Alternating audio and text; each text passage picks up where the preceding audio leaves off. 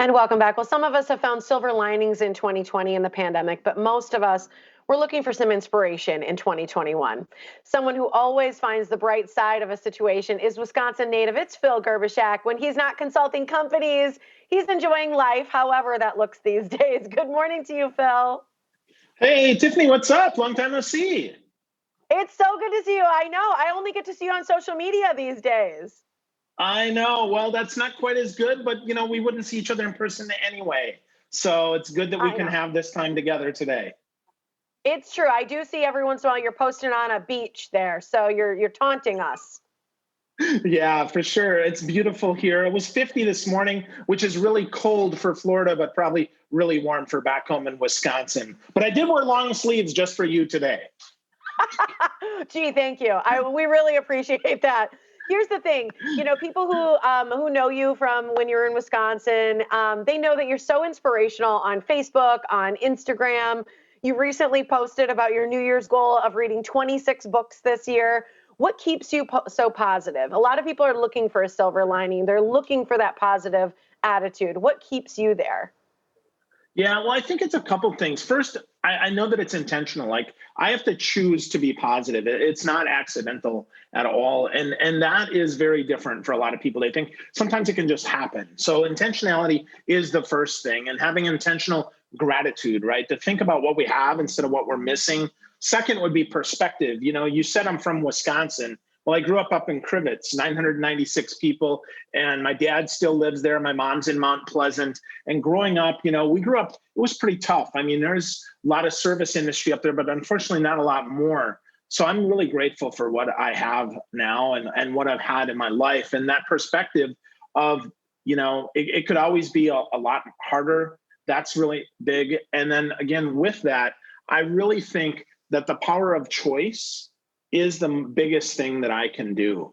I can choose even when things are not great. I mean, I got COVID. I got hit by a car in a 3-week span, and choosing to find the positive in that, choosing that my sweetheart Stephanie was sick with me and we got to convalesce together. I'm super, super grateful for that.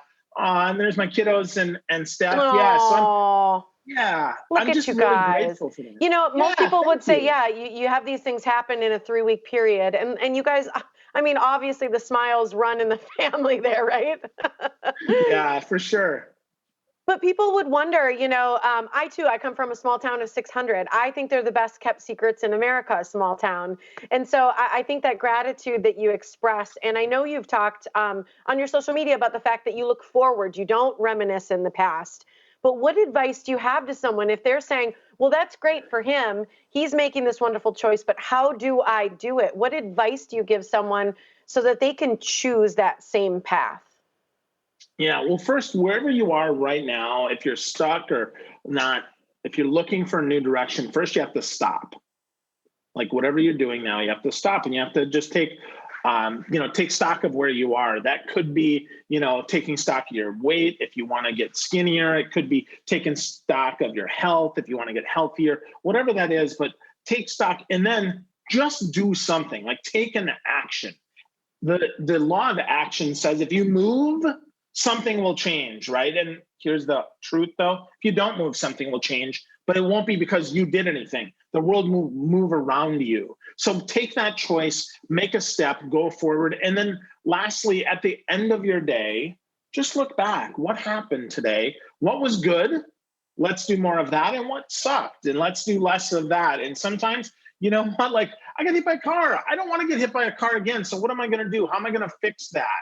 Well, I'm going to choose to pay even more attention to people. I was walking, right? Someone smacked me with a car. I need to pay even closer attention to that. Certainly, I'm not thrilled that I got hit by a car, but I think about that and I think, wow, well, I wasn't badly hurt. I certainly, I'm not permanently injured or disfigured. I mean, I don't know.